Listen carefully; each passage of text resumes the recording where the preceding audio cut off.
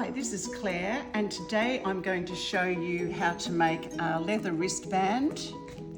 And I've made a template for my student, and this is 24 centimetres long and 3 centimetres wide on the cutting board.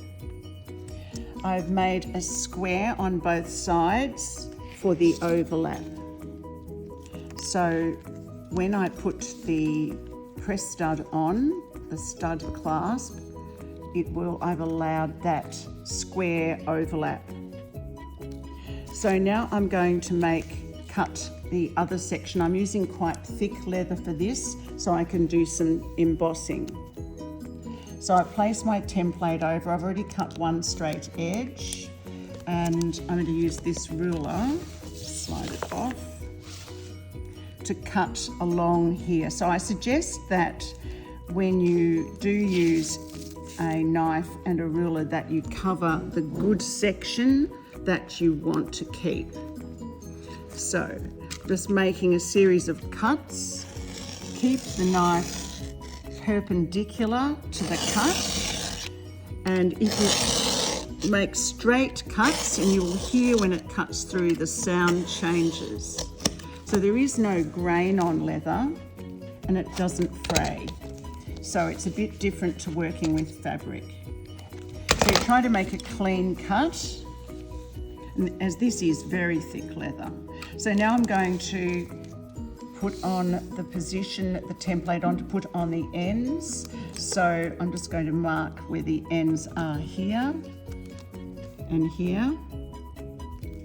And I try to keep this on the grid. If I keep it on the grid lines, I'm more likely to keep it accurate.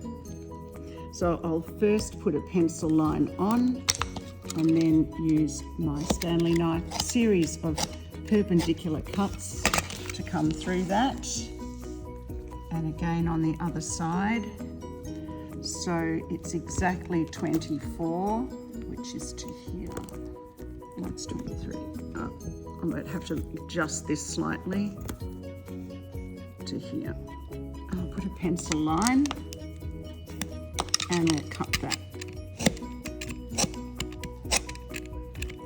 So the last thing I'm going to do is put the press stud on. So I'll just check that. And it's just over 24. I'll have to make another cut. So 24 is to here. So it was right the first time. Right here, one more cut.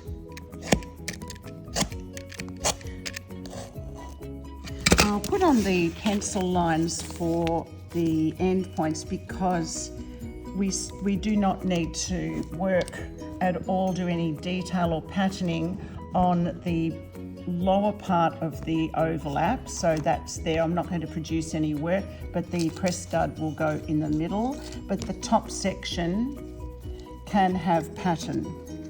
So it's quite a firm piece, and I'll need to put some leather conditioner on that later.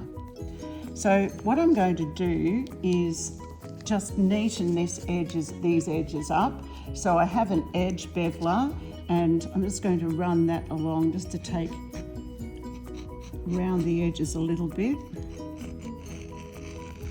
Now the edge bevelers, it's good if they're nice and sharp, and they can just add a little neat bevel to the leather. Try to keep a nice even hand when you do this. That was a nice even bevel, and the last part.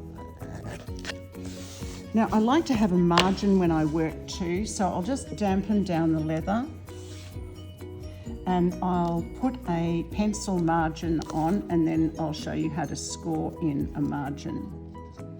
So just in a little bit, few millimeters from the edge. There is a tool that can do this, but I don't have that tool, so I just use measurement. It's a specialized tool that runs along the edge of the leather and ensures that you just go in a set number of millimeters. But look, it's quite easy to use a scoring tool. So I have a sharp scoring tool here, and I've just dampened down that leather a bit more. If you want to put any embossing on leather, it does need to be damp. You try not to cut the surface of the leather.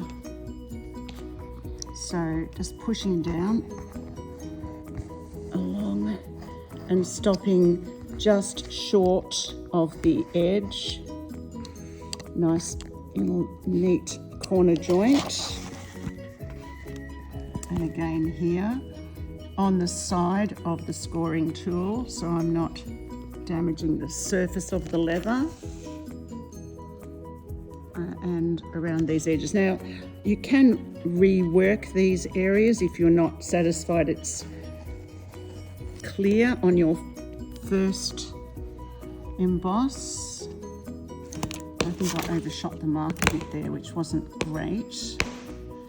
And back here. So now I have a scored section, and you can see those clear corners. I could go over that another time. Now I have some letters that I'm to our lettering. So we'll just damp down the leather just slightly, damping down the leather, and we're starting with C. So hopefully this is going to be a bit more successful. C, that's got stuck. On with A. Now double checking, and it's very easy to make mistakes with this type of stuff. I'm just going to use this hammer. A, and now R, double checking. This looks so much better.